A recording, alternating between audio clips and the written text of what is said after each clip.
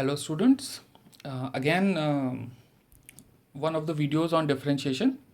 यहाँ पर हम differentiation with substitution को समझने की कोशिश करेंगे. अच्छा, अब हमारे पास कुछ इस तरीके की सपोज सिचुएशन है कि हमने डिफरेंशिएट किया है differentiation of sine x square को. अब यहाँ पे प्रॉब्लम है कि जो हमारे पास फॉर्मूला है वो D by d x of sine x है, जिसका रिजल्ट होता है कॉज एक्स, या फिर D by d x of x की पावर एन होता है, जिसका फॉर्मूला होता है एन इंटू एक्स की पावर एन माइनस वन. लेकिन हमारे पास इस फॉर्म का कोई फॉर्मूला नहीं है, तो इसको बहुत अच्छे से समझ लेते हैं ताकि इसके कॉन्सेप्ट में कहीं भी किसी भी तरीके की कोई प्रॉब्लम ना हो. तो अब हम करते क्या हैं, क्योंकि हम यहाँ पे डायरेक्टली डिफरेंशिएशन अप्लाई नहीं कर सकते, क्योंकि ये स्टैंडर्ड फॉर्म नहीं आ रही है जो भी हमारे 10 स्टैंडर्ड फॉर्मूले थे, इसलिए हम जो सब्स्टिट्यूशन करते हैं वो इस तरीके का होना चाहिए जिससे आपका जो रिजल्टिंग एक्सप्रेशन है वो उन 10 फॉर्मूलों के फॉर्म में, स्टैंडर्ड फॉर्म में कन्वर्ट हो जाए. तो हम यहाँ पर सपोज करते हैं let x square is equal to T.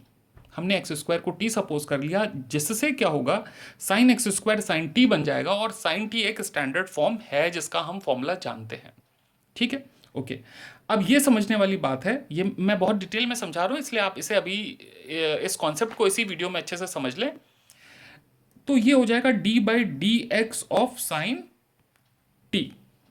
अब प्रॉब्लम ये है, यहाँ पर साइन टी हो गया है, जिसका डिफरेंशिएशन हम एक्स के रिस्पेक्ट में कर रहे हैं, पर जो हमारे पास फॉर्मूला है वो क्या है, एक्स का डिफरेंशिएशन एक्स के रिस्पेक्ट में. फिर हमारे पास यहाँ पर प्रॉब्लम है. इस प्रॉब्लम को ओवरकम करने के लिए हमने क्या किया, dt से न्यूमरेटर में मल्टीप्लाई किया और dt से डिनोमिनेटर में मल्टीप्लाई किया, क्योंकि हम साइन t को t के ही रिस्पेक्ट में डिफरेंशिएट कर सकते हैं, किसी और वेरिएबल के रिस्पेक्ट में नहीं. फॉर्मूला तो यहाँ पर यही है.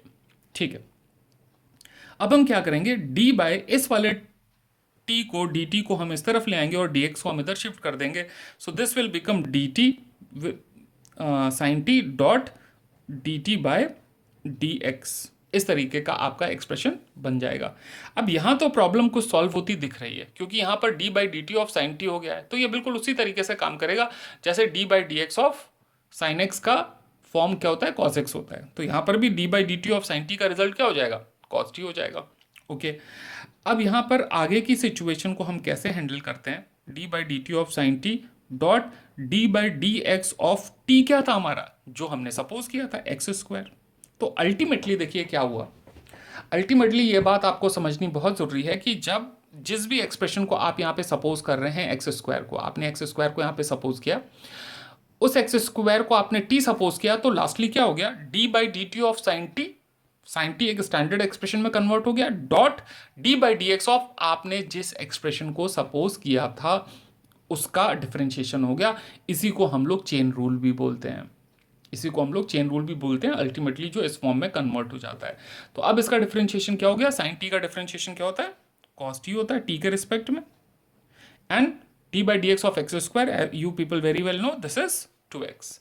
सो this will be 2x cos t, t में टी की वैल्यू डाल देंगे जो कि हो जाएगा कॉस एक्स स्क्वायर. ये इसका एक्सप्रेशन का आंसर हो गया, क्वेश्चन का answer. So D by d x of sine x square is 2x cos x square. ठीक है, अब इसी चीज को हम, इसी मेथड को, ये वाला पोर्शन स्किप करके हम सीधे रिजल्ट पे चलेंगे. ठीक है, ये आपको मैंने कॉन्सेप्ट समझा दिया है कि व्हाई दिस हैपेंस. अब ये हर जगह आपको अब दिखाने की जरूरत नहीं है फुल डिटेल में, क्लास 12th में इतना आपको रिप्रेजेंटेटिव नहीं होना है. तो किस तरीके से 12th में सवाल करने बोर्ड्स में, उनके ऊपर बात करते हैं. अगर सपोज आपके पास आया D by d x of, जैसे सपोज कॉस टेन एक्स आ गया, this is again not a standard form. यहाँ पे आपको किस चीज़ को टी सपोज कर रहे हैं, तो जाहिर सी बात है कि आपको समझ में आ रहा होगा कि tan x को हम यहाँ पे टी सपोज करेंगे, बिकॉज तब ये cos t हो जाएगा, और cos t का डिफरेंशिएशन हमें पता है.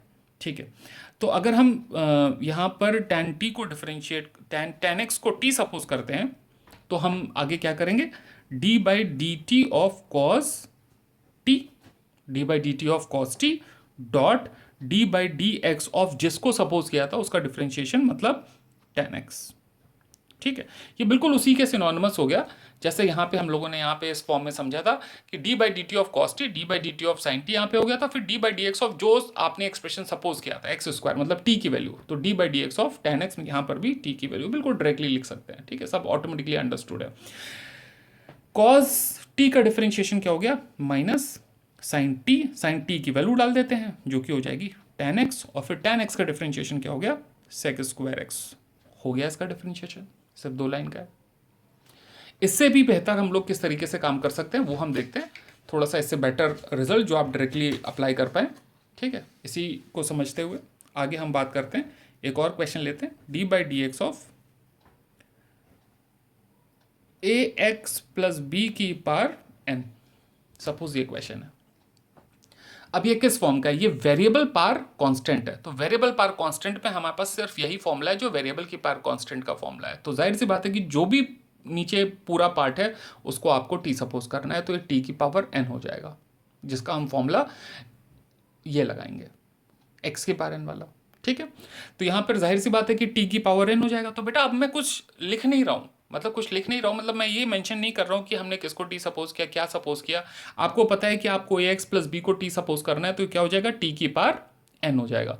अगर ये टी की पावर एन हो जाएगा तो टी की पावर एन का डिफरेंशिएशन क्या होता है, एन इंटू टी, टी नहीं लिखना है, टी की वैल्यू डालनी है। टी की वैल्यू क्या है, ए एक्स प्लस बी की पावर टी की पावर एन माइनस वन, तो एन माइनस वन हो जाएगा। डॉट फिर किसका डिफरेंशिएशन, टी का डिफरेंशिएशन, टी क्या है, ए एक्स प्लस बी, ए एक्स प्लस बी का डिफरेंशिएशन क्या हो जाएगा, ए एक्स का ए हो जाएगा और बी का 0 हो जाएगा। तो हमने कुछ भी सपोज नहीं किया, हमने डायरेक्टली यहाँ पर सीधे सीधे आपको रिजल्ट में आपको सीधे आंसर दे दिया। ठीक है, तो आपको ये बहुत अच्छे से समझने की ज़रूरत है कि यहाँ पे सीधे आपके पास आंसर आ गया और आप इसे थोड़ा सा और इजी फॉर्म में लिख दें, सिंप्लीफाइड फॉर्म में, तो ये हो जाएगा ए एक्स प्लस बी की power n minus one.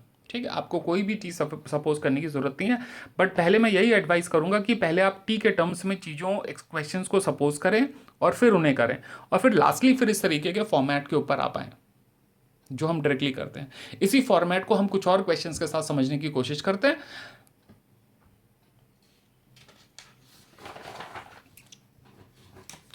Suppose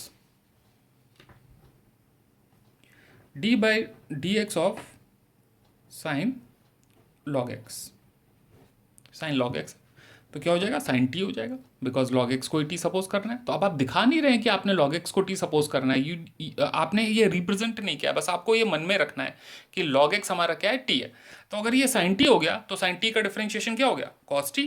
cos T नहीं लिखना है, टी की वैल्यू लिखनी है, बस टी आपके दिमाग में होना चाहिए।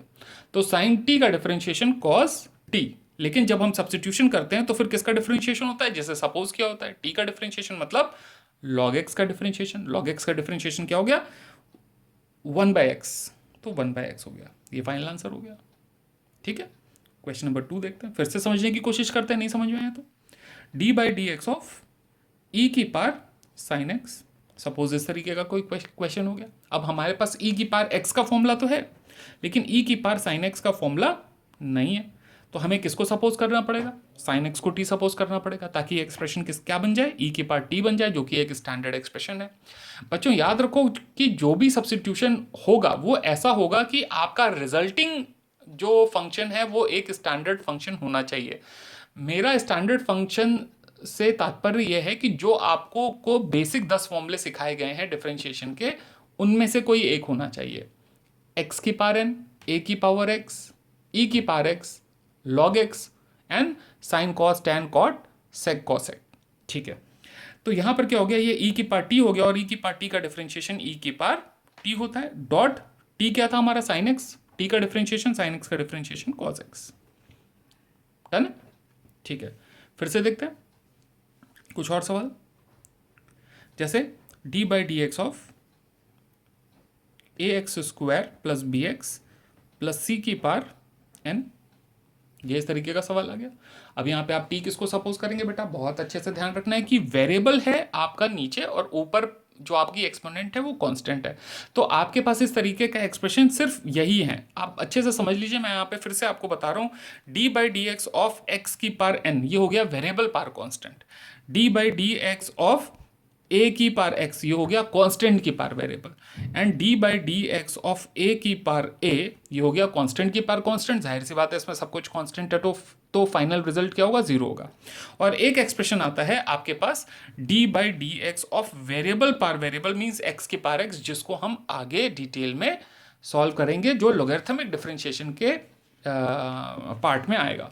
ठीक है, तो यहाँ पे क्या करना है आपको, इस पूरी चीज को टी सपोज करना है, टी की पावर एन हो जाएगा, क्योंकि नीचे वेरिएबल है ऊपर पावर कांस्टेंट है, तो ये टी की पावर एन हो जाएगा। तो टी की पावर एन का जो डिफरेंशिएशन होगा वो एन इंटू टी की पावर, टी कंप्लीट टी लिखेंगे, की power n minus one dot, फिर किसका डिफरेंशिएशन, टी का डिफरेंशिएशन क्या हो जाएगा, 2ax प्लस बी, और सी का पार्ट जीरो हो जाएगा। ठीक है, तो ये आपका फाइनल रिजल्ट है, जिसको आप इस तरीके से लिख सकते हैं, n into 2ax plus b into ax square plus b x plus c की whole power n minus one, ये आपका फाइनल एक्सप्रेशन है। ओके, ठीक है। तो इस कॉन्सेप्ट को हम लोग इसी वीडियो में बस अभी यहीं तक रखते हैं।